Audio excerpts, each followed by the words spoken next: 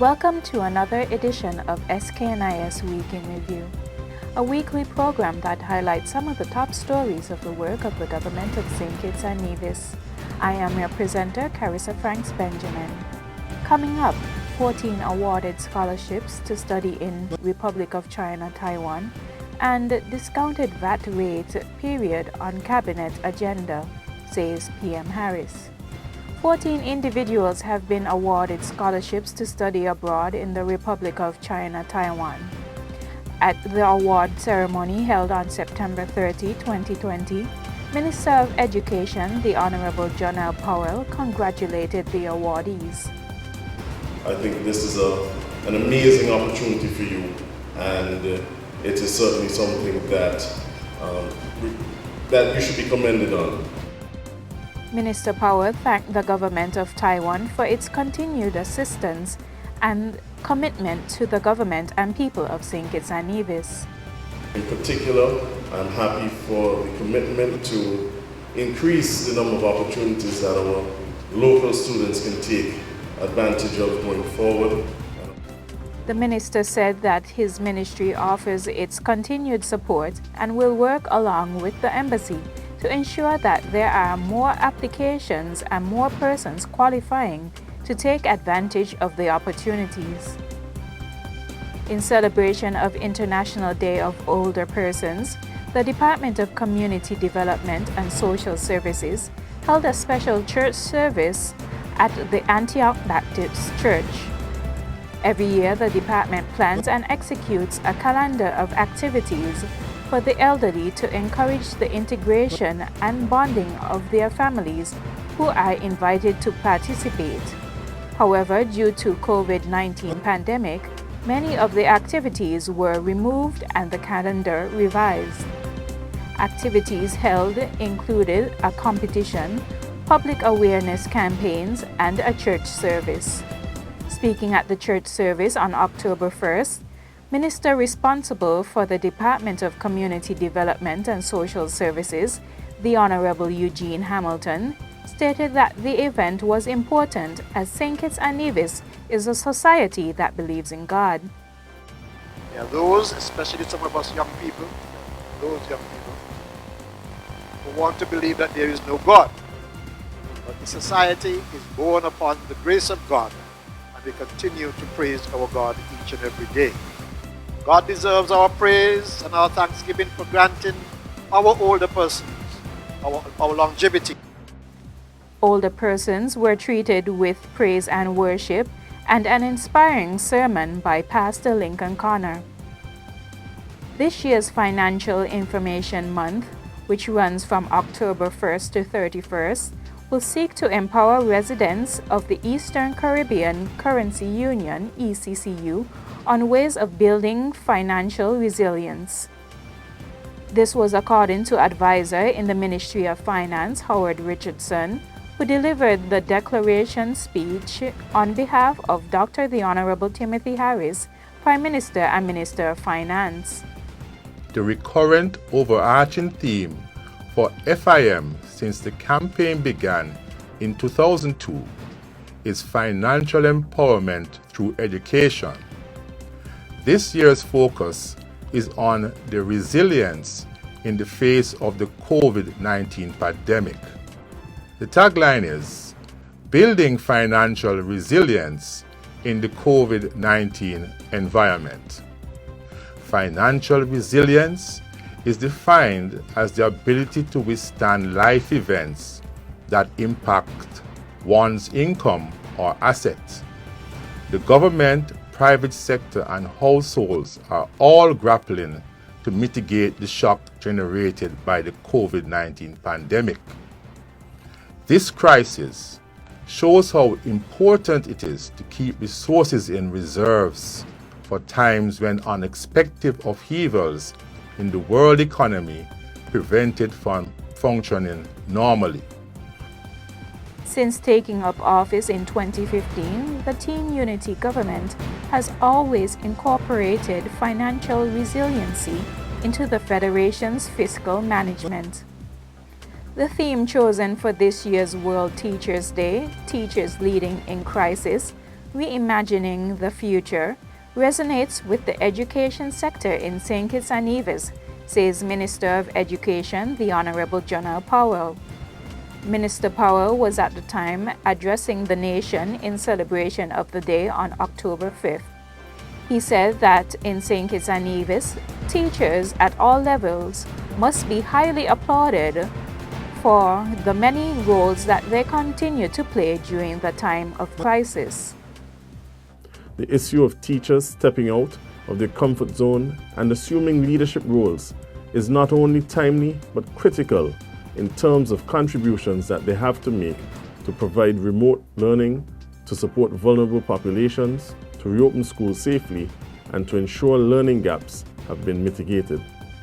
The minister reiterated the contributions that the Federation's teachers have made in leading during the pandemic.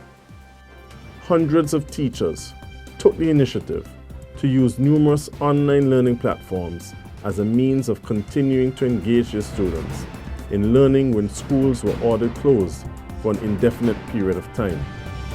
The many teachers that availed themselves to be trained in delivering education in a virtual space. From every school in St. Kitts and Nevis, teachers who became known as champions took on the added layer of responsibility to train their colleagues to teach online. This is a powerful example of teachers leading in crisis. The Education Minister said that the Federation witnessed many teachers leading in crisis when they reported to their schools daily during periods of lockdowns and curfews to lend their support in ensuring that the students who requested a hot lunch were able to receive school meals 5 days per week. The Simply Help Foundation has once again donated a number of items to those in need of assistance. At a handing over ceremony on October 6th, Minister of Education, the Honorable Jonah Powell, said that charitable work, especially the kind intended to alleviate poverty and empower marginalized citizens, is always important, but especially so in times of social and economic crisis.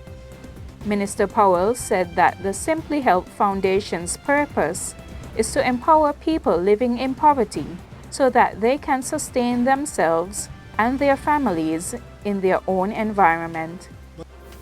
The continued commitment of Simply Help to this charitable work is particularly important at this time when so many are faced with financial hardship resulting from the reduced economic activity. The Education Minister said that the citizens and residents of St. Kitts and Nevis have benefited from the bonds of cooperation among the government of St. Kitts and Nevis, the Embassy of the Republic of China, Taiwan, and the Simply Help Foundation. Simply Help has been donating to those in need annually for 6 years. Minister Powell expressed the government's sincerest gratitude to the founder and director of Simply Help Foundation, Tina Bow, and all the members of her organization who work diligently on behalf of people throughout the world in need of assistance. The Cabinet of St. Kitts and Nevis is expected to begin discussions on the discounted VAT value-added tax rate period for 2020. A discounted rate from the 17% VAT is typically offered in December to boost consumer spending during the Christmas and Carnival season. We will give it some consideration, said Prime Minister Dr. The Honorable Timothy Harris in response to a question by a caller during the October 6, 2020 edition of Leadership Matters. Policymakers have been focused on dealing with the ongoing economic and social fallout of the COVID-19 global pandemic. October is a key month for St. Kitts and Nevis as the borders are scheduled to reopen in a phased way to regional and international travelers since closing 7 months ago. However, the Prime Minister said that, in fairness to the public, who have become accustomed to the seasonal stimulus measure, he will allow formal discussions on a reduced VAT rate at the next cabinet meeting slated for Monday, October 12th. But I want to advise that we are in a difficult time where cash flows are limited, and therefore the kind of benefits that we would have offered in a season of high inflows would not normally and could not be prudently be made available. St. Kitts and Nevis enjoyed 2 discounted VAT rate days in 2019. The VAT rate offered on December 13 and 21 last year was 5%. According to Dr. Sherilyn Ward Crawford, clinical psychologist within the Ministry of Health, this year's theme for World Mental Health Day is extremely important and timely given the toll COVID-19 has had on lives and livelihoods. The theme for World Mental Health Day is Mental Health for All, Greater Investment, Greater Access, Everyone, Everywhere. So it's mental health for all, greater investment, greater access. And this is so timely because greater investment, greater access. And we want persons to invest in mental health so that everybody could be able to access these services. Dr. Ward Crawford noted that the inclusion of everyone and their investments will prove quite beneficial. She said that the world budget for mental health is inadequate, noting that information from the World Health Organization indicated that 3% of the health budget is allocated for mental health in low-income countries, while higher-income countries stand at 5%. We could see how that could cause what World Health Organization referred to as a treatment gap, because it means that certain services are not being invested in so they can be functioning at their highest potential, so that persons can readily access and feel comfortable to access these services. Michelle de la Coudray Blake, Director of the Counseling Unit in the Department of Community Development, Gender Affairs and Social Services, shared similar sentiments and explained the reason behind joining the rest of the world to bring attention to mental health. Essentially, we think we need to focus each year on some aspect of mental health and bring that to the forefront. Engage people in discussion, educate people, let people have a little bit more awareness, have sensitivity, so that at the end of the day, knowledge, awareness, advocacy could grow. She said that Mental Health Day allows officials to move mental health from the shadows and bring it to the forefront. And that's it for this edition of SKNIS Week in Review. Join us again next week.